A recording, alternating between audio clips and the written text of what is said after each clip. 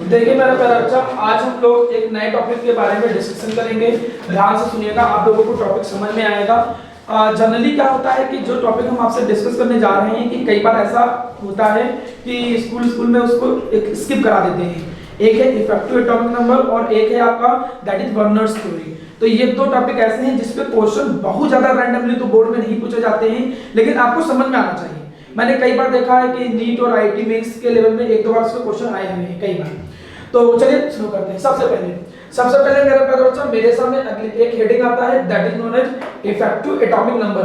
जरा समझने की कोशिश करते हैं कि भाई क्या मतलब होता है इफेक्टिव एटॉमिक नंबर का। देखिए मेरे सामने एक हेडिंग है जिसे हम लोग जानते हैं किस नाम से, इफेक्टिव एटॉमिक नंबर। अब जरा गौर करिएगा मेरा प्यारा बच्चा, अगर मैं इफेक्टिव एटॉमिक नंबर की बात करूं तो इसे जनरली हम लोग रिप्रेजेंट करते हैं कैसे, EAN से भी रिप्रेजेंट करते हैं। इफेक्टिव एटॉमिक नंबर क्या है, पहले मैं इसकी डेफिनेशन बोल देता हूं, डेफिनेशन के बाद तब चीजों को समझाने की कोशिश करता हूं।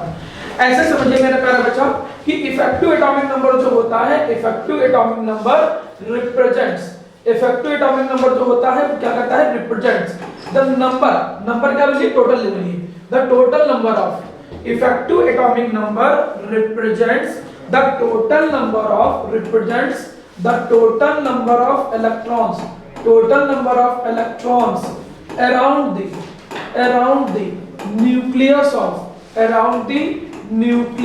of metal atom of a complex solid। किसी भी कॉम्प्लेक्स सॉल्ट के चारों तरफ जितने भी टोटल नंबर ऑफ इलेक्ट्रॉन होते हैं उसी को हम बोलते हैं EAN। आपको मैं दो अलग अलग थ्योरी दूंगा, दो अलग अलग थ्योरी से, कुछ लोग अलग थ्योरी से पढ़ाते हैं, कुछ लोग अलग थ्योरी से पढ़ाते हैं, दोनों थ्योरी का कॉम्बिनेशन बताता हूं। सूरज ध्यान सुनो, यहां पर एक बात है ना, EN जो होता है इफेक्टिव एटॉमिक नंबर, ये कहीं ना कहीं मेरा प्यारा बच्चा स्टेबिलिटी ऑफ कॉम्प्लेक्स को, कॉम्प्लेक्स की जो स्टेबिलिटी होती है उसको समझने में हेल्प होता है। स्टेबिलिटी ऑफ कॉम्प्लेक्स को डिटरमाइन करने में क्या होता है, हेल्प होता है कि कोई भी कॉम्प्लेक्स कंपाउंड जो है वो स्टेबल है कि नहीं स्टेबल है, इस सबको हम इफेक्टिव एटॉमिक नंबर से पता कर सकते हैं। चलिए देखते हैं, डिस्कस करते हैं।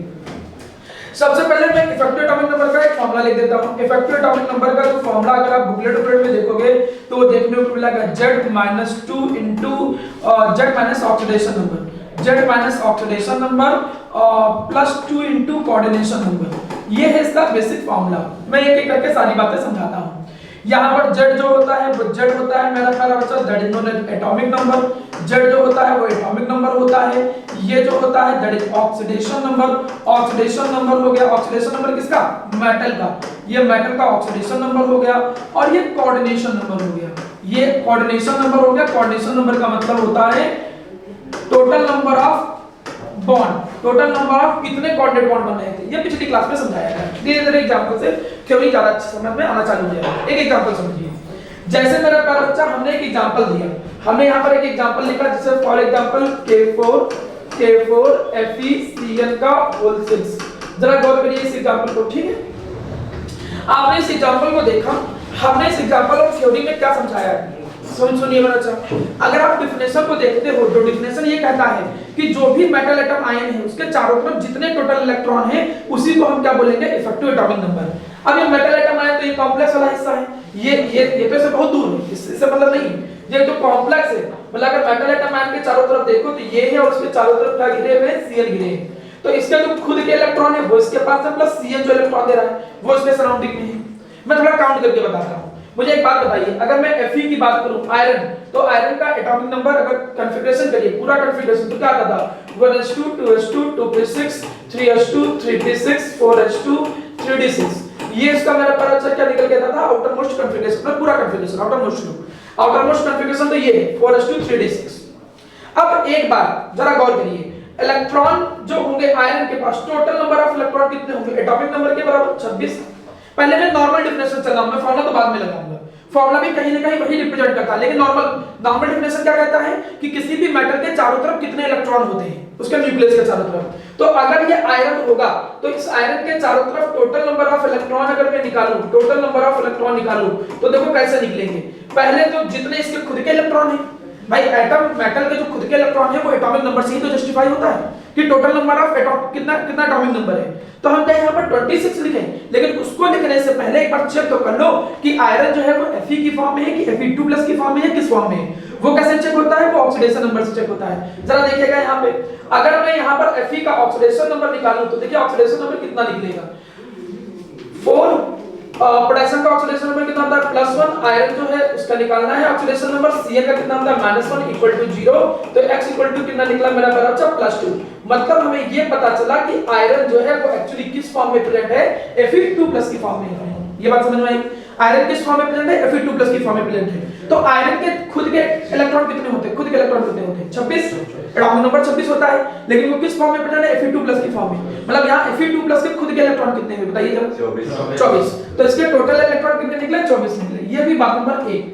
प्लस उसके बाद जो एक्स्ट्रा इलेक्ट्रॉन आए हैं वो किसने दिए हैं, लिगेंड्स ने दिए हैं। लिगेंड्स क्या करता था, एक लोन पेयर ही तो डोनेट करता था, लोन पेयर या इलेक्ट्रॉन पेयर बोलो, इलेक्ट्रॉन पेयर का मतलब 2 इलेक्ट्रॉन डोनेट करता था।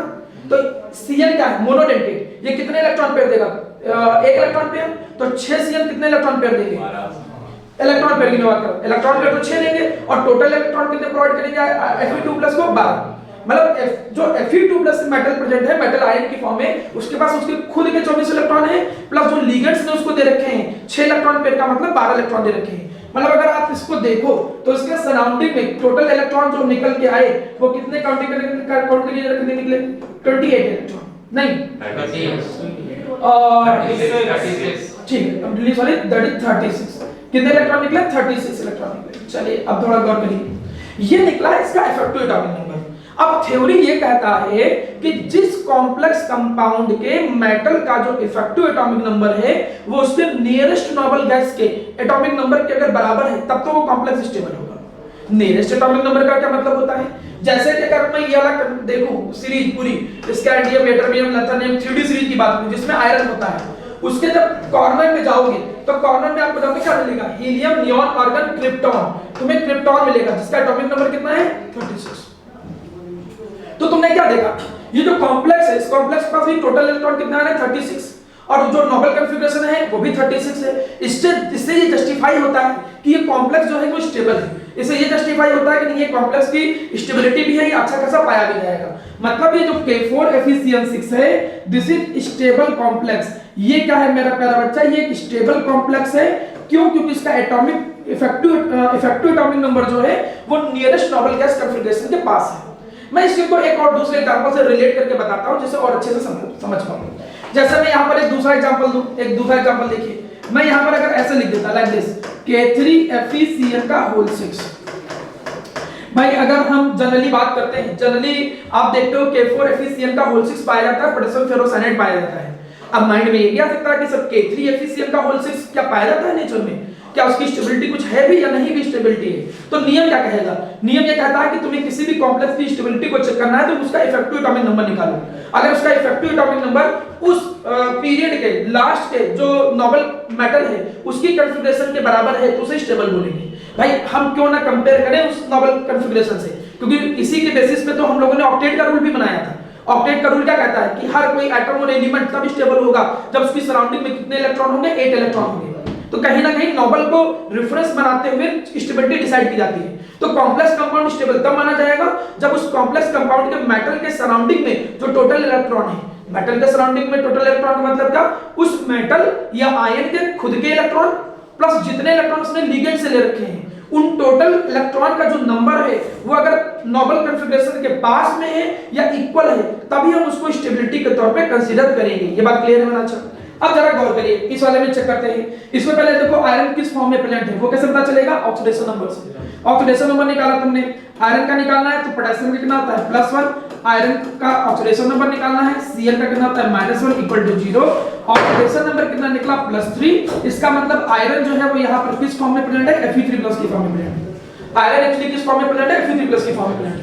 अब मैं यहाँ पर निकालूंगा टोटल इलेक्ट्रॉन्स, मैं यहाँ पर क्या निकालूंगा, टोटल नंबर ऑफ इलेक्ट्रॉन्स निकालूंगा, टोटल नंबर ऑफ इलेक्ट्रॉन्स निकालूंगा। क्लियर। Fe3+ का मतलब कितने इलेक्ट्रॉन होंगे भाई, Fe3+ का मतलब कितने इलेक्ट्रॉन होंगे, केवल Fe का मतलब 26 इलेक्ट्रॉन, एटॉमिक नंबर 26 होता है। Fe3+ का मतलब 3 का मतलब 23, यही तो होगा। तो Fe3+ का मतलब इसके पास कितने इलेक्ट्रॉन होंगे, 23 इलेक्ट्रॉन होंगे।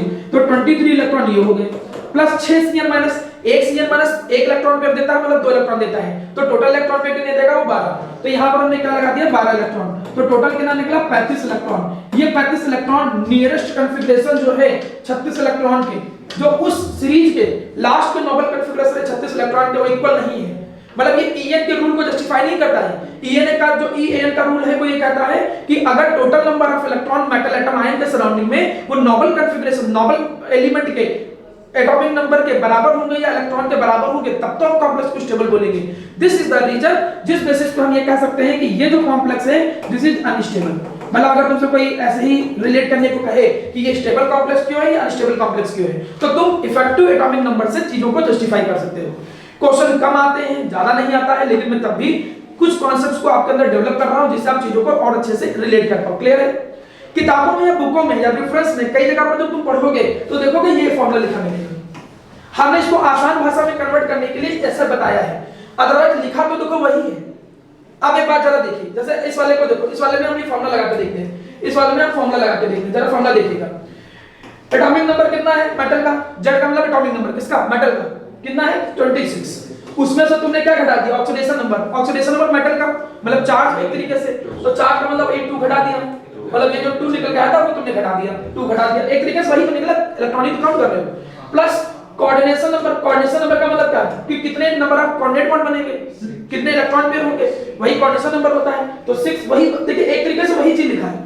तुमने 26 में से 2 घटा के टोटल इलेक्ट्रॉन 24 काउंट किए थे और इधर ये तुमने 12 एक्स्ट्रा ऐड किए थे, तो अगर तुम देख लो तो थ्योरी वही तो निकल के आ रही है, कोई अलग तो नहीं है। मतलब ये फॉर्मूला इनडायरेक्टली यही कहना चाहता है कि मेटल या मेटल एटम आयन के चारों तरफ कितने इलेक्ट्रॉन होते हैं उसके न्यूक्लियस के चारों तरफ, तो उसी को हम इफेक्टिव एटॉमिक नंबर कहते हैं। चाहे तुम फॉर्मूले से करो चाहे तुम नॉर्मल थ्योरी से करो। चीज क्लियर है मेरा? अच्छा, अगर तुमसे कभी एग्जाम में आए कि इफेक्टिव एटॉमिक नंबर क्या होता है, तो effective atomic number represent the total number of electron, वो रिप्रेजेंट करता है कि टोटल नंबर ऑफ इलेक्ट्रॉन कितने हैं किसके, मेटल एटम में, वर्ड और सुधार देता हूं, मेटल एटम और आयन, मेटल एटम और आयन के चारों तरफ, उसके न्यूक्लियस के चारों तरफ टोटल नंबर ऑफ इलेक्ट्रॉन कितने हैं, वो इफेक्टिव एटॉमिक नंबर बताता है। और अगर वो इफेक्टिव एटॉमिक नंबर कितना निकले जिससे वो स्टेबल कहलाएगा कॉम्प्लेक्स, उस पीरियड के लास्ट वाले जो नोबल एलिमेंट है उसके एटॉमिक नंबर या उसके इलेक्ट्रॉन के अगर इक्वल निकलेंगे तब तो तुम कॉम्प्लेक्स को स्टेबल कहोगे, अदरवाइज कॉम्प्लेक्स को स्टेबल नहीं कहोगे। अब कॉम्प्लेक्स को स्टेबिलिटी के लिए देखिए कई सारे रूल बनते जा रहे हैं। एक इससे पहले बताया था कॉम्प्लेक्स की स्टेबिलिटी के लिए एक और रूल बताया था, याद है? एक बताया था चिलेशन इफेक्ट, अगर किसी कॉम्प्लेक्स के अंदर चिलेटरिंग होगी तो कहीं ना कहीं वो स्टेबल ज्यादा होगा। और तुम एक स्टेबिलिटी कैसे चेक कर सकते हो कॉम्प्लेक्स को, by the effective atomic number. तो ये सब चीजें लास्ट में मैं जब एक साथ जोड़ूंगा कि कॉम्प्लेक्स की स्टेबिलिटी कैसे चेक की जाएगी, तो इनको एक साथ जोड़ लीजिएगा। ये एक इंडिविजुअल छोटा सा टॉपिक है 5 मिनट का, लेकिन एक खुद में इंडिविजुअल टॉपिक है। उम्मीद है कि ये समझ में आ गया होगा। क्लियर है? आगे बढ़ता हूं। इफेक्टिव एटॉमिक नंबर रिप्रेजेंट करता है, इफेक्टिव एटॉमिक नंबर से किसी हम कॉम्प्लेक्स की स्टेबिलिटी और अनस्टेबिलिटी को डिसाइड कर सकते हैं। अगर effective atomic number nearest Nobel configuration के एटॉमिक नंबर के इक्वल है तो कॉम्प्लेक्स स्टेबल है, अदरवाइज अनस्टेबल है। Effective atomic number total electron होते हैं न्यूक्लियस के मेटल एटम आयन के, जिसको हम फॉर्मूले की मदद से भी निकाल सकते हैं, वो वही चीज रिप्रेजेंट करता है, खाली वो लिखने का एक नजरिया है, दूसरा तरीका है। चलिए अब हम बात करते हैं नेक्स्ट थ्योरी के बारे में। गौर करिएगा, ये जो नेक्स्ट थ्योरी है ये बढ़िया है, इस पे गौर करिएगा, अच्छी थ्योरी है, समझने लायक है, आप इस पे थोड़ा गौर कर ध्यान सुनिए। इसका नाम है मेरा बच्चा वर्नर्स थ्योरी। इसका नाम क्या है? Werner's theory. मैं वर्नर्स थ्योरी के बारे में कुछ बातें बोलूंगा, जब सारी बातें कंप्लीट हो जाएंगी तब तुमको वो ज्यादा अच्छे से समझ में आना चाहिए। क्लियर? बात है काफी पुरानी, जब कोऑर्डिनेशन कंपाउंड की इतनी सारी थ्योरी नहीं थी, ना उसकी बैलेंस बॉन्ड थ्योरी थी, ना उसके कोऑर्डिनेशन सीएफटी थ्योरी थी, कुछ भी नहीं था। अगर तुमसे कोई बोले कि कोऑर्डिनेशन कंपाउंड के बारे में सबसे पहली दी जाने वाली थ्योरी कौन है, तो हम बोलेंगे वर्नर थ्योरी है। शायद यही वजह है कि कोऑर्डिनेशन केमिस्ट्री का अगर मैं जनक बोलूं या बोलूं कि कौन उसका फादर है, तो मैं वर्नर को ही वो कहीं ना कहीं उनको सम्मान दिया जाता है। तो वर्नर्स की जो थ्योरी थी, था क्या, वर्नर एक काम कर रहे थे, इन्होंने कोबाल्ट क्लोराइड लिया था, कोबाल्ट क्लोराइड लिया था, और कोबाल्ट क्लोराइड की रिएक्शन उन्होंने अमोनिया के साथ कराई, अलग अलग डिफरेंट स्टोइकोमेट्रिक रेशियो में, डिफरेंट स्टोइकोमेट्रिक रेशियो में। मेरी बात जरा गौर कर सुनिए। इन्होंने क्या किया मेरा प्यारा बच्चा, इन्होंने एक काम किया, एक मिनट बच्चा का है, मैंने कहा कि इन्होंने एक काम किया, इन्होंने एक काम ये किया कि कोबाल्ट क्लोराइड की जब एक्सपेरिमेंट कर रहे थे उस दौरान कोबाल्ट क्लोराइड की अमोनिया के साथ अलग अलग एसिड, भाई नोटिंग की है, कुछ भी कर रहे हैं, भाई लैब में जब बैठे हो साइंटिस्ट है वो कुछ भी मिला, उस समय तो यही तो डिस्कवरी चलेगी।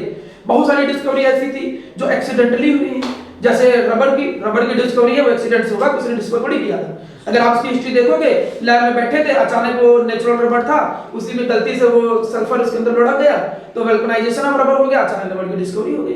मतलब ऐसा नहीं कि कोई बहुत बढ़िया सोच समझ के डिस्कवरी होती थी, उसमें तो एक्सपेरिमेंट जितने करते जाओ चीजें उस तरीके से डिस्कवर हो जाती थी। तो कोबाल्ट क्लोराइड की जो रिएक्शन थी वो जब अमोनिया के साथ कराया गया तो उन्होंने अलग अलग रेशियो में कुछ कंपाउंड देखे।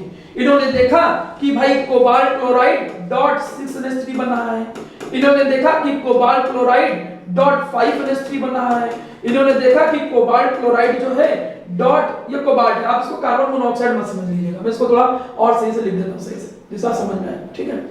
ये कोबाल्ट है, ठीक, दिस इज कोबाल्ट।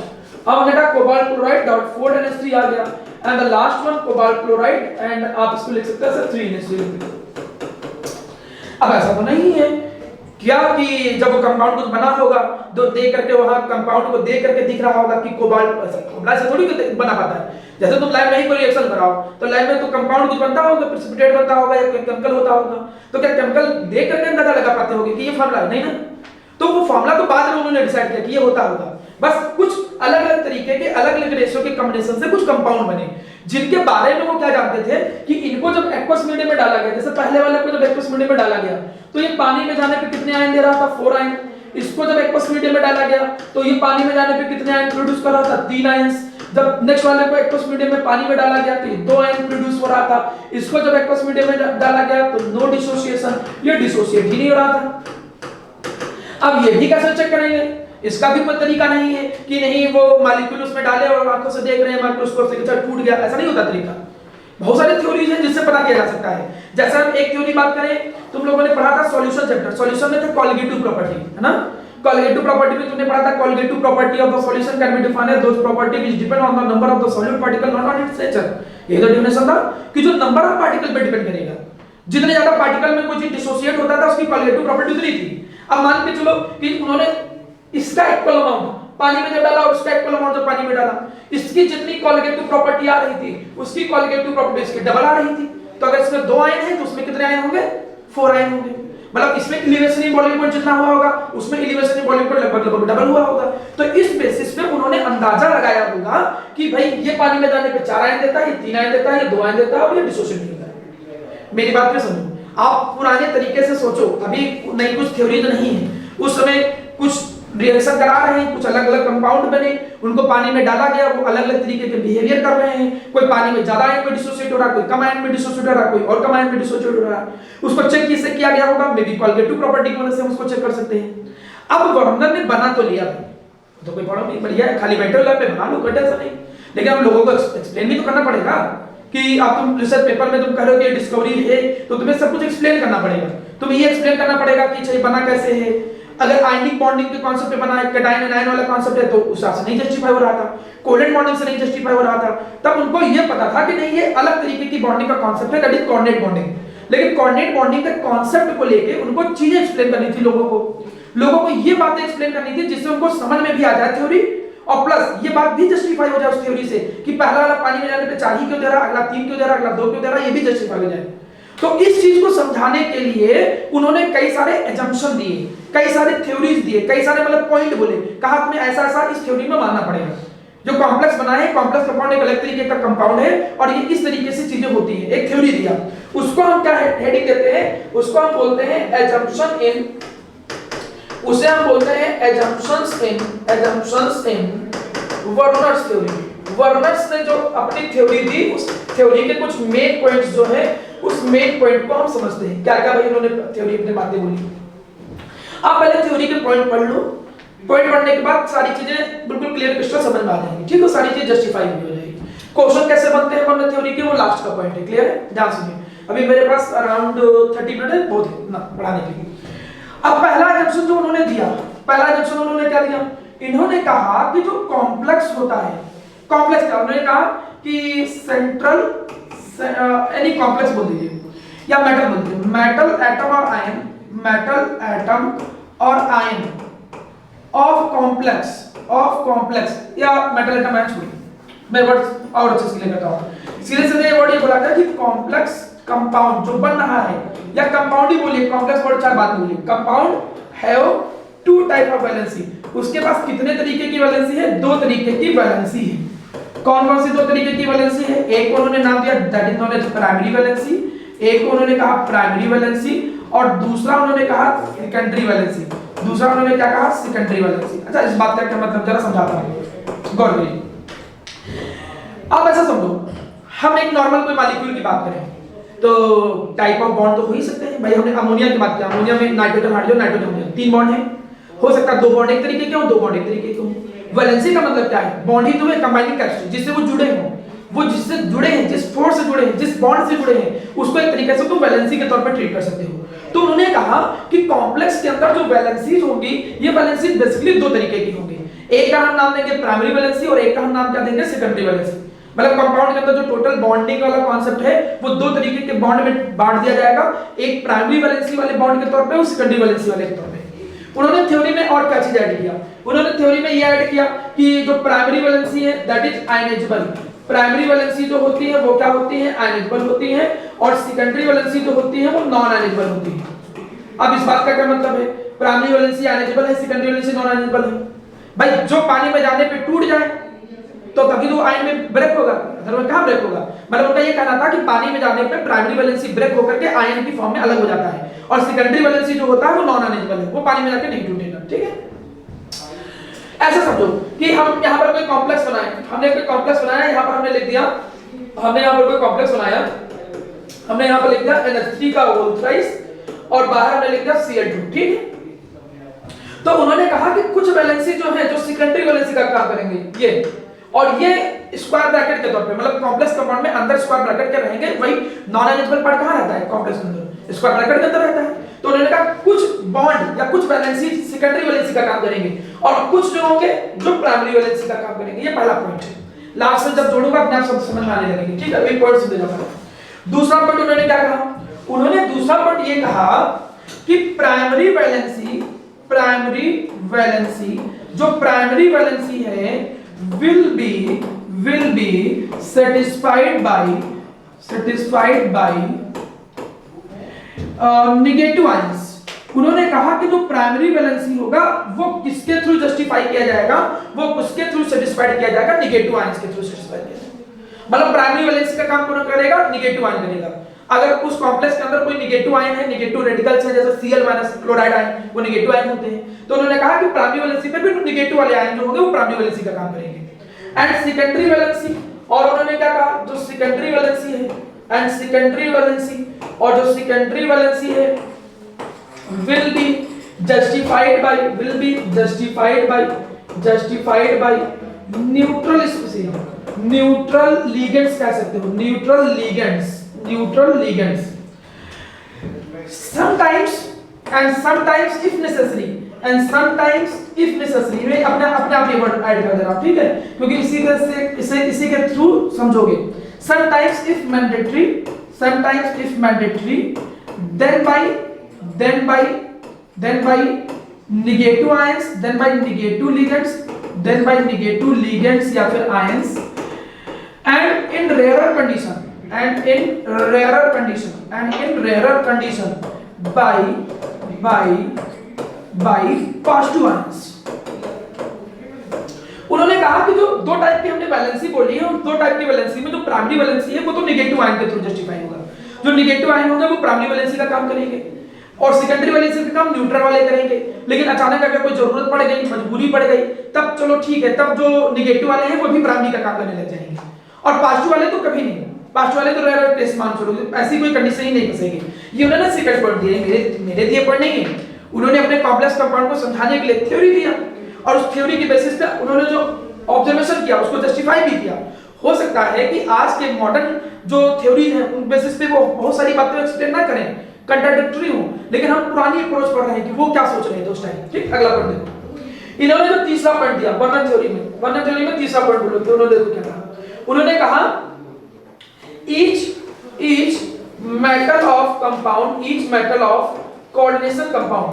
उन्होंने कहा ये जो कोऑर्डिनेशन कंपाउंड है, उन्होंने कहा ये जो कोऑर्डिनेशन कंपाउंड बन रहे हैं, each metal of coordination compound have fixed value of fix values of secondary valency.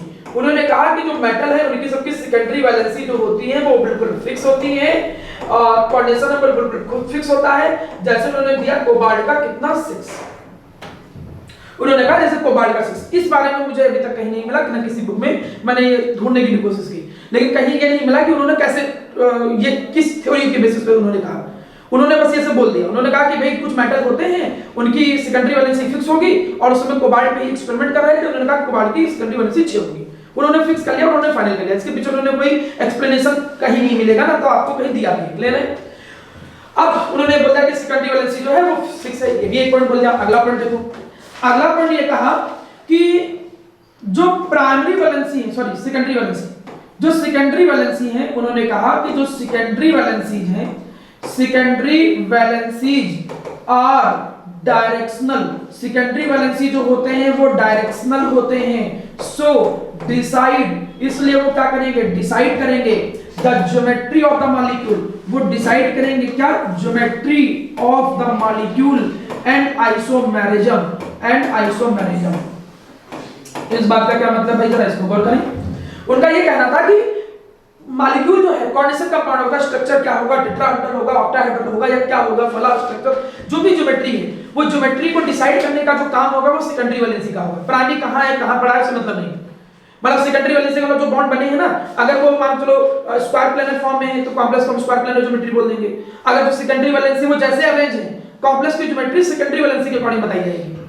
और आपको मालूम है कि अगर स्ट्रक्चर बदलता है तो आइसोमरिज्म आते हैं, तो अगर सेकेंडरी वैलेंसी स्ट्रक्चर डिसाइड करे तो आइसोमरिज्म को भी वही डिसाइड करेंगे। प्राइमरी वैलेंसी का उन्होंने रोल ही नहीं दिया, उन्होंने कहा प्राइमरी वैलेंसी कोई मतलब नहीं, जो स्ट्रक्चर और ज्योमेट्री है वो कौन डिसाइड किया करेगा, वो सेकेंडरी वैलेंसी डिसाइड किया करेगा। ये भी उन्होंने एक पॉइंट दिया। नेक्स्ट पॉइंट आप इसमें देख लीजिए, फिफ्थ पॉइंट, उन्होंने कहा कि जो प्राइमरी वैलेंसी है, उन्होंने कहा कि जो प्राइमरी वैलेंसी है उसको आप ऐसे रिप्रेजेंट करोगे डैश डैश डैश बॉन्डिंग से, और जो सेकेंडरी वैलेंसी है, उन्होंने कहा कि जो सेकेंडरी वैलेंसी है उसको आप कंप्लीट लाइन में रिप्रेजेंट करोगे। क्लियर है? पहले एक बार सारे पॉइंट पढ़ लीजिए कि उन्होंने वर्णन में क्या कहा है। जो मेन बातें थी मैंने सारी लिख दी है, मुझे नहीं लगता इससे ज्यादा तुम्हें कुछ जरूरत पड़ेगी चीजों को समझने के लिए। आया तो नहीं है बोर्ड में, अगर पिछले साल का पेपर देखें तो नहीं देखने को मिलेगा कि 2 या 3 नंबर में आया है कि write down the assumption of Werner theory, लेकिन अगर आ जाए तो भी कोई बड़ी बात नहीं, इसलिए चीजों को दिमाग में रखें। क्लियर है? तो वर्नर थ्योरी के ये कुछ बेसिक असम्पशंस थे जो तुमको समझ में आ जाएंगे। अब मैं इस वर्नर थ्योरी के असम्पशन की बेसिस पे ये जो स्ट्रक्चर्स हैं इनका, मतलब कंपाउंड्स हैं, कोऑर्डिनेशन कंपाउंड जो उन्होंने ऑब्जर्व किए, इनका स्ट्रक्चर डिसाइड करता हूं। देखिए जरा गौर करिए, मैं जरा इनका स्ट्रक्चर बताता हूं, फिर मैं वापस थ्योरी पे आता हूं, फिर आप नोट डाउन कर लीजिएगा सर। ठीक है? देखिए जरा पहले कंपाउंड पे हम आते हैं। जो पहला कंपाउंड आपके सामने था वो उन्होंने कहा COCl3.6 अमोनिया। क्लियर है? कितनी बात क्लियर? पहले हम ले लेते हैं कोबाल्ट। तो इन्होंने क्या कहा कि कोबाल्ट का जो सेकेंडरी वैलेंसी है, जान आप पहले समझ लीजिए, नहीं तो एक समझ लीजिए फिर भले आप लिखिए, क्योंकि एक से फिर सारे रिलेट करेंगे। उन्होंने क्या कहा कि सेकेंडरी वैलेंसी फिक्स है। सेकेंडरी वैलेंसी कोबाल्ट की कितनी उन्होंने रखी थी 6 में, जो और सेकेंडरी वैलेंसी स्ट्रक्चर डिसाइड करता है। 6 पे जो स्ट्रक्चर जनरली बनता है वो ऑक्टाहेड्रल बनता है। तो उन्होंने कहा कि भाई सेकेंडरी वैलेंसी जो है वो 6 है और 6 पे इसका जो स्ट्रक्चर होगा वो ऑक्टाहेड्रल होगा। 6 पे जो इसका स्ट्रक्चर होगा वो ऑक्टाहेड्रल होगा। मैं जरा इसको बना देता हूं। ऑक्टाहेड्रल ज्योमेट्री का मतलब ये कुछ लाइक दिस, ये एक प्लेन में रहेगा, ये एक प्लेन में रहेगा। इनको बॉन्ड मत समझ लेना, मैं एक ही में बनाऊंगा, समय नहीं बनाऊंगा, मतलब वो प्लेन दिखाने के लिए खाली समझा रहा हूं। क्लियर? चाहो तो हटा ही देता हूं, ये तुम और कंफ्यूजन हो जाओगे, तो उससे कंफ्यूज हो जाओगे ना प्राइमरी वैलेंसी से, क्योंकि प्राइमरी वैलेंसी भी डैश डैश से रिप्रेजेंट होता है, फिर बॉन्डिंग समझने में प्रॉब्लम हो जाएगी। आप ना बनाओ तो मुझे लगता है समझने में ज्यादा आसानी है। ठीक है? अब आप ऐसे समझो मेरा प्यारा बेटा, अब एक एक गलती हट बताए। अरे भैया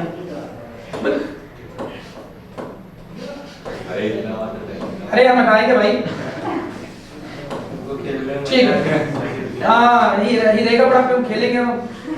ठीक, देखो ये हो ना। अब कोबाल्ट की जो सेकेंडरी वैलेंसी है वो कितनी है 6 है।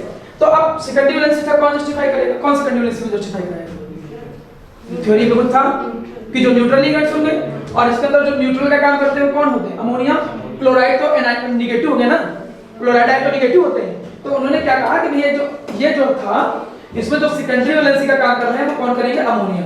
और सेकेंडरी वैलेंसी जो होती है वो कंप्लीट लाइन से बनती है, ये भी तुम्हें मालूम है। तो देखिए हमने कंप्लीट लाइन बनाई है, कोई भी डैश करके लाइन नहीं बनाई। तो सेकेंडरी वैलेंसी जो होगा वो कौन जस्टिफाई करेगा? अमोनिया। ये भी बात नंबर 1 क्लियर। अब कितने बच गए? 3 क्लोराइड बच गए। अब 3 क्लोराइड जो होंगे वो सेकंड प्राइमरी वैलेंसी का काम करने लगेंगे और प्राइमरी वैलेंसी को डैश डैश से बनाते हैं, कहीं भी बना दो। क्यों कहीं भी बना दे? क्योंकि वो तो डायरेक्शन है ही ना, वो तो कोई डायरेक्शन या फिर कोई मॉलिक्यूल की ज्योमेट्री को डिसाइड करने में कोई रोल नहीं निभाते हैं, तो उनकी कोई वही नहीं जती नहीं है, तो उनको जहां मिली वहां बना। क्लियर। अब इसको अगर मैं फॉर्मूले की फॉर्म में समझाने की कोशिश करूं तो देखो, जो सेकेंडरी वैलेंसी है, नॉन अनइक्वल हिस्सा है, वही तो स्क्वायर ब्रैकेट के अंदर रहता है, नॉर्मल जो थ्योरीज होती है। तो मतलब ये 6 अमोनिया जो होंगे वो इसके कहां होंगे? अंदर होंगे। 6 अमोनिया इसके अंदर होंगे और 3 Cl हैं तो वो क्या होंगे? इसके बाहर होंगे। अब जरा हमें बताइए, अगर मैं इसको वाटर में पुट करूं, अगर मैं अब इसे वाटर में क्या करूं? पुट करूं, तो ये कैसे टूटेगा? ये टूटेगा CONH3 का होल 6 इस पे आ जाएगा 3 प्लस और क्या जाएगा? 3Cl minus. टोटल लाइन देखो कितने आ रहे हैं? समझ में आया? तो उनकी थ्योरी के अकॉर्डिंग अगर मैं कंपाउंड का फॉर्मूला और स्ट्रक्चर बनाऊं तो वो जो 4 आयन में डिसोसिएशन था उसको भी जस्टिफाई कर रहा है। मैं कुछ और स्ट्रक्चर लेके चलता हूं, बाकी के बारे में भी डिस्कस कर लेता हूं। अगला देखो, जैसे अगला हमने यहां पर ले लिया, अब आपको रिलेशन समझ में आने लगेगा। COCl3.5 यही स्ट्रक्चर था। अब इसके स्ट्रक्चर में बताइएगा, यहां पर हम बना दे रहे हैं पहले क्या? कोबाल्ट। चलो बीच में बना दे रहे हैं पहले कोबाल्ट, ये हमने बना दिया यहां पर कोबाल्ट। ठीक है। कोबाल्ट बनाने के बाद आपको मालूम है जो सेकेंडरी वैलेंसी है वो जस्टिफाई की जाएंगी और वो जरूरी भी है। एक पॉइंट हमने लिखना छोड़ दिया, एक पॉइंट नहीं लिखा हमने, लेकिन वो चीज लिख जरूर लीजिएगा। लिखना कोई जरूरी नहीं है, लेकिन समझ लो। उनका ये कहना था कि प्राइम सेकेंडरी वैलेंसी जो है, all type of valency should be satisfied. ये नहीं कि तुम वैलेंसी को हटा दो, छोड़ दो, ऐसा नहीं। सेकेंडरी वैलेंसी है उसको तो जस्टिफाई करना ही पड़ेगा, किसी भी तरीके से करो उसको, तुम छोड़ जानी चाहिए। तो यार करो, अरे सर पांच ही काम चला लो, पांच ही बॉन्ड से चलो, क्या जरूरी 6 वैलेंसी जस्टिफाई करें? तो secondary valency should be justified. तो अब देखो जरा, 6 वैलेंसी है सेकेंडरी, उसको जस्टिफाई करना होगा। किससे जस्टिफाई करेंगे? न्यूट्रल से। और न्यूट्रल लिगेंड्स कितने हैं? 5। तो 5 अमोनिया से हमने क्या कर दिया? जस्टिफाई कर दिया। 1 अमोनिया, यहां पर हमने बना दिया 2 अमोनिया, यहां पर हमने बना दिया 3 अमोनिया, यहां पर हमने बना दिया 4 अमोनिया, यहां पर हमने बना दिया 5 अमोनिया। 5 अमोनिया बना दिया। अब 5 अमोनिया बनाने के बाद यार न्यूट्रल तो खत्म हो गए। एक पॉइंट हमने बताया था कि अगर जरूरत पड़ेगी, इफ मैंडेटरी, इंग्लिश में बड़ा लिखा था मैंने, मैंडेटरी लिखा था जो नेसेसरी की जगह पे, ठीक है, मैं इंग्लिश में मैंने झाड़ने की कोशिश की। तो हमने क्या कहा कि जो मैंडेटरी अगर रिक्वायरमेंट होती है तो ऐसी कंडीशन में जो नेगेटिव आयंस है वो भी प्राइमरी वैलेंसी का काम कर सकता है। तो मतलब अब यहाँ पर जो Cl है वो भी, सॉरी, जो Cl है वो भी सेकेंडरी वैलेंसी का काम करने लगेगा। है नेगेटिव, लेकिन वो भी जरूरत पड़ने पर सेकेंडरी वैलेंसी का काम करेगा। और सेकेंडरी वैलेंसी का काम कर रहा है तो ऐसा, लेकिन अपनी जो खुद की आदत है वो थोड़ी बोलेगा, वो करता तो प्राइमरी का ही काम था ना, इसलिए वो दोनों काम करेगा। दोनों काम करने का मतलब वो प्राइमरी और सेकेंडरी दोनों काम करेगा। मतलब उसको हम कैसे रिप्रेजेंट करेंगे? लाइक दिस, मतलब पूरी भी लाइन और डैश डैश करके भी लाइन, मतलब वो प्राइमरी वैलेंसी का भी काम करेगा और सेकेंडरी वैलेंसी का काम भी करेगा। अब Cl बचे कितने? 2। वो जो 2 Cl बचे हैं ये प्योर प्राइमरी वैलेंसी का काम कर रहे हैं। They work as a pure primary valency का काम कर रहे हैं। अब ये प्योर प्राइमरी वैलेंसी का काम कर रहे हैं। क्लियर?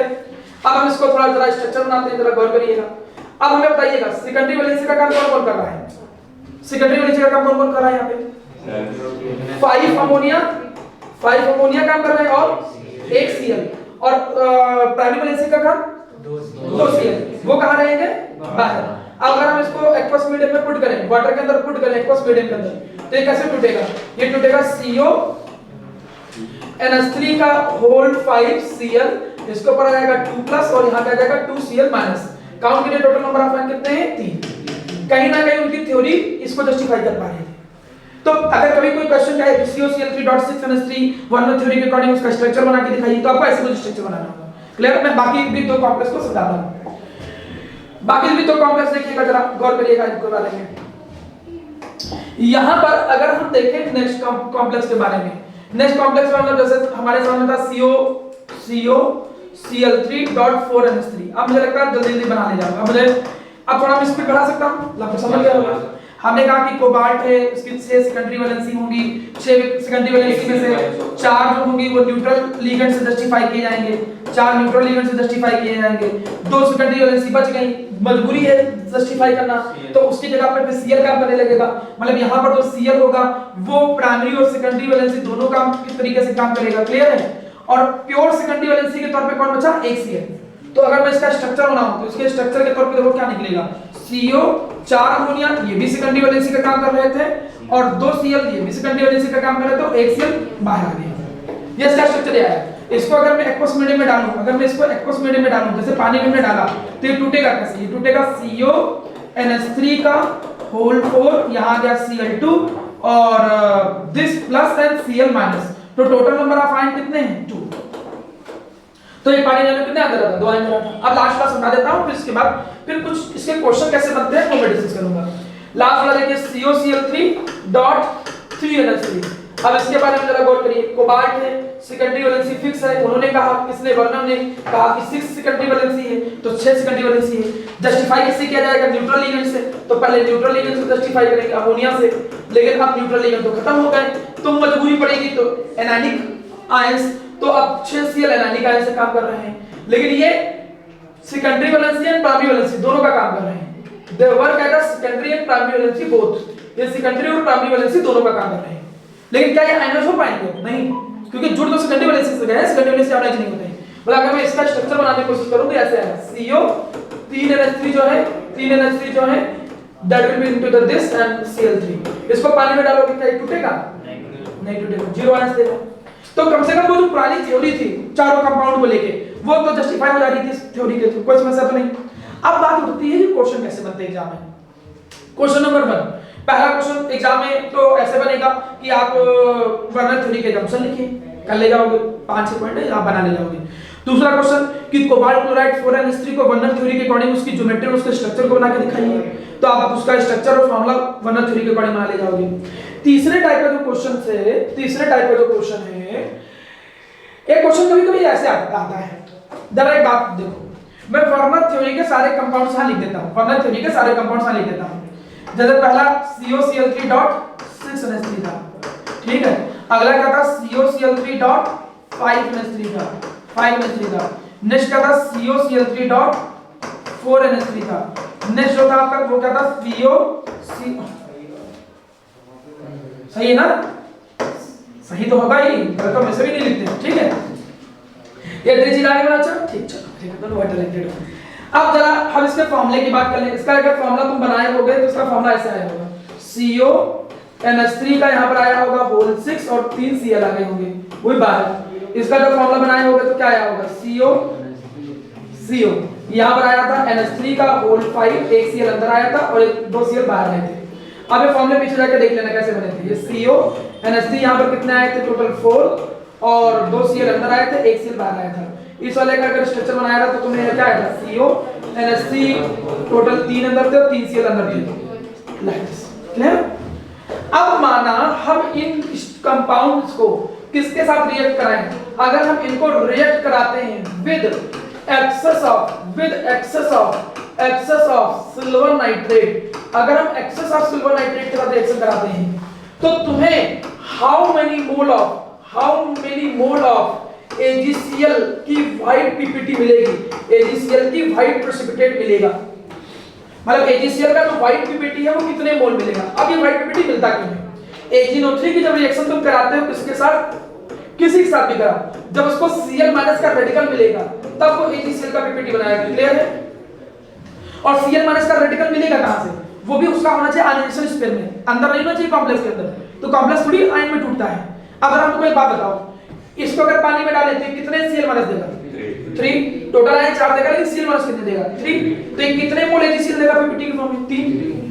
मतलब बोल का मतलब कोई नंबर से ही निकालो, वो कॉम्बिनेशन में इसमें ही चलता है। तो अगर हम इसको बात करें, इसको अगर हम AgNO3 के साथ कंबाइन कराएं तो ये कितने मोल ऑफ AgCl की पीपीटी दे देगा, 3 मोल ऑफ AgCl की पीपीटी दे देगा, क्लियर है। ये कितने मोल ऑफ AgCl की पीपीटी दे देगा, 2 मोल ऑफ AgCl की पीपीटी दे देगा। AgCl की कितनी पीपीटी दे देगा, 2 मोल। ये कितने मोल ऑफ AgCl की पीपीटी दे देगा, 1 मोल AgCl की पीपीटी दे देगा।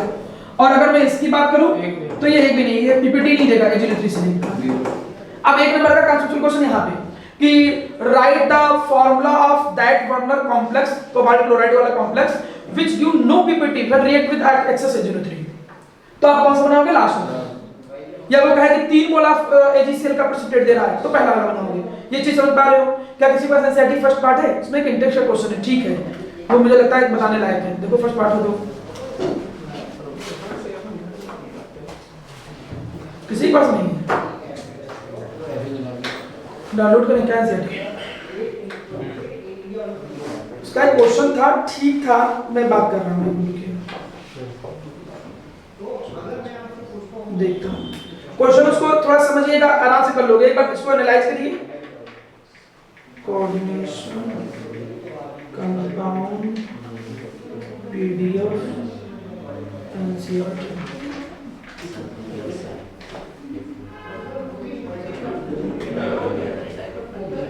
डाउनलोड हो जाता है सभी स्पेस करना है।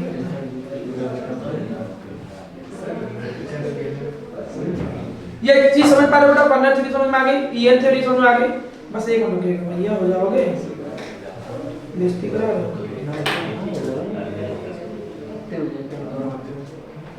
देखिए क्वेश्चन देखिएगा जरा, क्वेश्चन आप ही लोग बताओगे, इस क्वेश्चन का आंसर आप ही लोग देंगे, बाकी मैं क्वेश्चन देखता हूँ और कौन से क्वेश्चन बन सकते हैं। देखिए क्वेश्चन कुछ लाइक दिस, क्वेश्चन इस तरीके से मेरा गौर करिएगा। क्वेश्चन कह रहा है कि यहाँ पर फॉर्मूला लिखा है, यहाँ पर क्या लिखा है? Formula of compound. अब बात से बात नहीं, फॉर्मूला कंपाउंड लिखा है, यहाँ पर पहला जो कंपाउंड है वो क्या है? पीडी। अगर नहीं बता पाओगे तो मार भी खाओगे, आंसर नहीं आएगा। इतनी देर पढ़ाया हूँ चला चला के, तो आंसर भी आपका आना चाहिए। ये पहला कॉम्प्लेक्स है, दूसरा कॉम्प्लेक्स है NiCl2.6 वाटर। अगला जो कॉम्प्लेक्स है एनसीईआरटी का क्वेश्चन है, वो से सॉल्व करा देना। बता रहा हूं, क्वेश्चन तो पूरा कंप्लीट करने दो इनको। पहले ये है कि पूछा क्या है, COCl3.4NH3, नेक्स्ट कंपाउंड है दैट इज प्लैटिनम Cl4.2NH3। अब क्वेश्चन कह रहा है कि moles of AgCl precipitate, moles of AgCl precipitate, कितने मोल ऑफ AgCl प्रेसिपिटेट दे रहा है? व्हेन रिएक्ट विद, जब हम रिएक्ट कराते हैं किसके साथ? एक्सेस AgNO3 के साथ कराते हैं, ठीक है। ये जो पहला है वो कितने मोल ऑफ AgCl दे रहा है? ये 2 मोल दे रहा है। ये तो है, ये 2 मोल दे रहा है, ये दे रहा है 0 मोल, ये दे रहा है 1 मोल, ये दे रहा है 0 मोल। आपका जो क्वेश्चन है आपको बताना है कि हर मेटल की सेकेंडरी वैलेंसी कितनी होगी। आपको ये बताना है कि सेकेंडरी वैलेंसी कितनी होगी।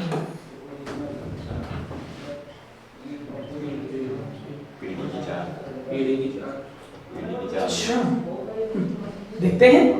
अच्छा मैं एक बात बताओ, सही है? बिल्कुल सही बात है, बिल्कुल फोटो कर सकते हो। जितने मोल AgCl देगा वो Cl बाहर है, ये तो ना, मतलब सेकेंडरी वैलेंसी तो कॉम्प्लेक्स के अंदर होता था ना, जितने मोल AgCl देगा उतने Cl बाहर है। ये कितने मोल AgCl दे रहा है? 2 मोल, मतलब ये दोनों के दोनों जो Cl हैं वो कंडीशन स्पेयर के कहां है? बाहर। तो मतलब उसके अंदर कितने हैं? 4। तो जो अंदर होता है वही सेकेंडरी वैलेंसी होता है, तो इसकी सेकेंडरी वैलेंसी कितनी निकल के आ गई? क्लियर है? इसमें जरा बताइए कितना होगा? ये कितने? 2 मोल AgCl है, दोनों Cl बाहर है, इसका मतलब इसकी सेकेंडरी वैलेंसी कितनी हो गई? इस वाले की बात करो 0, तो ये भी अंदर है, ये भी अंदर है, ये भी दोनों HCl अंदर है, ये भी दोनों HCl है, मतलब यहाँ नहीं उधर ये 0 दे रहा है, 0 का मतलब हाँ 6 पे 6 हो, ये भी अंदर है, ये भी अंदर है, मतलब यहाँ पर सेकेंडरी वैलेंसी जो हो जाएगा वो कितना हो जाएगा? 6। ये देखिए, और एक दे रहा मतलब 1 Cl बाहर है, 2 Cl अंदर और 4 मोल अंदर, मतलब सेकेंडरी वैलेंसी कितनी है? 6। और यहाँ पर इसमें देखिए 4, ये 0 दे रहा है, मतलब 4 के 4 Cl भी अंदर, 2 अमोनिया भी अंदर, तो इसकी सेकेंडरी वैलेंसी कितनी है? 6। बुक का क्वेश्चन है, एक बार देखिएगा, कोशिश करिएगा टीचर से पूछिएगा। कभी-कभी वो भी नहीं, इसको बोला मार देते हैं, वो भी कुछ नहीं, जाओ छोड़ो। थोड़ा आसान सा कांसेप्ट है, मतलब अगर कांसेप्ट क्लियर हो, इंटरेस्ट का क्वेश्चन है, अलग ही मजा आ जाता है, ठीक है। इंटरेस्ट का क्वेश्चन है, मतलब जैसे नंबर 3 का कंप्लीट हो गई है, तो अगर आपका कांसेप्ट क्लियर है, मुझे नहीं लगता कि कहीं कोई क्वेश्चन की खास प्रॉब्लम आएगी। लेकिन कुछ क्वेश्चन ऐसे होते ही हैं जिन्हें तो कुछ भी कर लो, फिर तो तुम्हें पढ़ के जाना ही पड़ेगा, वो उसमें तो थ्योरी कुछ नहीं कर सकते, और उसमें हम कुछ नहीं कर सकते, वो होते हैं कॉन्सेप्चुअल क्वेश्चन। जैसे आपको मैंने बुकलेट भेजा होगा ग्रुप पे, ठीक है, इसमें मेरा कोई योगदान नहीं, मैं एक क्वेश्चन कराता हूं, एक अनसॉल्व्ड क्वेश्चन है, मैं बता रहा हूं, करा भी दे रहा हूं, ठीक है। आधी बुकलेट भेजा होगा ना सर, क्वेश्चन लिखे से भी लो, क्वेश्चन लिखा लीजिए।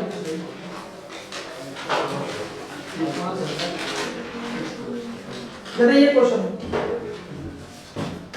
ये है कि when KCl, क्वेश्चन लिखे से बोले अरे नहीं, when KCl aqueous KCl, when aqueous KCl is added to a solution, is added to a solution added to a solution of copper sulfate unsolved question है लेकिन करा दे रहा हूं copper sulfate a white precipitate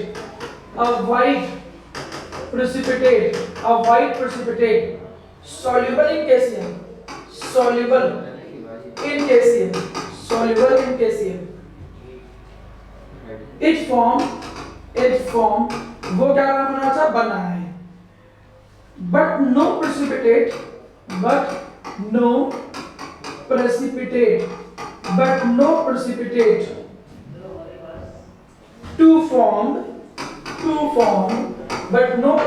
to formed when H2S gas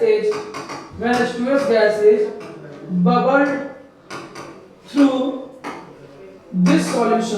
bubbled through this solution explain अब ऐसा question आया exam में ठीक है अब ऐसा क्वेश्चन एग्जाम में आया ठीक क्वेश्चन आपके पास आया फिर आप क्वेश्चन पढ़ोगे क्वेश्चन पढ़ के फिर क्या करोगे टीचर दिखाना चालू करोगे पता नहीं क्या ऐसा हमको पढ़ा दिया तो मिल ही नहीं रहा हमको मतलब ये हम पढ़े जितना थे क्वेश्चन नहीं पा रहे तो हम पहले बता दे रहे हैं हमको लग गया ठीक है हाँ हम ही ठीक है तो हमको भी लग गया इसलिए पहले बता दिया ठीक मुद्दे की बात ये है कि कुछ कॉन्सेप्चुअल क्वेश्चन तुम्हें पहले से ही ट्राई करके जाने होते हैं उसमें ये नहीं मैंने कॉन्सेप्ट समझने के लिए सारे कॉन्सेप्ट दे रखा है लेकिन अब इनको पढ़ के ही नहीं जाओगे कॉन्सेप्चुअल क्वेश्चन तो नहीं कर पाओगे वो तो एक्सपेरिमेंटल बेस है उनके बारे में जैसे ये है अब इसका आंसर क्या है कि KCl को जब हम कॉपर सल्फेट में डालते हैं तो एक व्हाइट पीपीटी मिलता है ये व्हाइट पीपीटी जो है KCl में सॉल्युबल है लेकिन जो बनेगा कंपाउंड वो कोई भी पीपीटी नहीं देता जब H2S से रिएक्ट कराते हैं तो इसका आंसर कैसे बनाओगे इसका आंसर से बनाओगे कि शुरू में जो कॉपर सल्फेट होता है जब वो KCl से रिएक्ट करता है तो एक्चुअली में कंपाउंड बनाता है ये ऐसे बनाता है CuCl का होल्ड करके ये कॉम्प्लेक्स कंपाउंड नहीं नॉर्मल आयनिक फॉर्म है Cu2 + 2Cl-।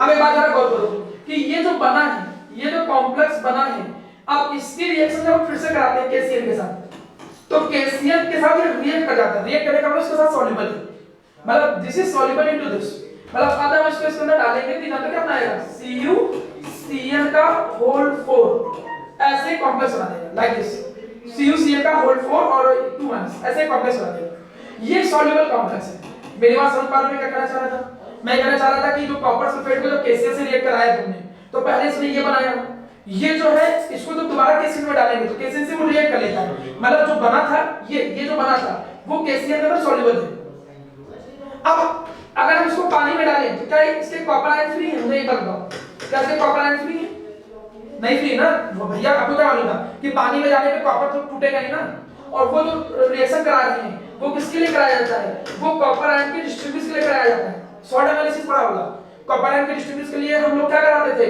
ये H2S गैस प्रोटॉन एडिशन जो होती है हाइड्रोजन सल्फाइड को पास कराते थे कॉपर सल्फाइड बनाता था ब्लैक पीपीटी उसकी ब्लैक पीपीटी नीचे बना दी थी लेकिन वो ब्लैक पीपीटी तब बनेगी ना जब कॉपर फ्री हो आप क्या बोलोगे कि यहां का जो कॉपर आयन है वो कॉम्प्लेक्स के अंदर है so no free copper ion is there so no PPT will be form with H2S इसलिए वो H2S के साथ कोई पीपीटी नहीं है ऐसा नहीं कि बहुत हाइपोथेटिकल कॉन्सेप्ट था लेकिन वो तो चीज ये थोड़ा मजीद वाला क्वेश्चन हो गया इसको याद करना पड़ेगा क्या याद करना पड़ेगा कि पहले कॉपर सल्फेट की जब KCl से रिएक्शन कराते हैं तो वो एक कॉम्प्लेक्स बना देता है CuCl का होल्ड बना देता है उसको KCl में जब डालेंगे तो कॉम्प्लेक्स बना देगा मतलब सॉल्युबल है और वो जो कॉम्प्लेक्स बना है उसके अंदर कॉपर आयन जो है वो स्क्वायर ब्रैकेट के अंदर है मतलब कोऑर्डिनेशन स्पेयर के अंदर है so it can not produce free Cu2+ तो फ्री ही नहीं है तो H2S के साथ ब्लैक पीपीटी कहां देंगे ब्लैक पीपीटी तब मिलता है जब H2S Cu2+ फ्री के साथ रिएक्ट करे तो ऐसे आप चीजों को लाइन में बना करके एक्सप्लेन करोगे एक मिनट में सारे डाउट बता देता हूं ठीक है ना एक मिनट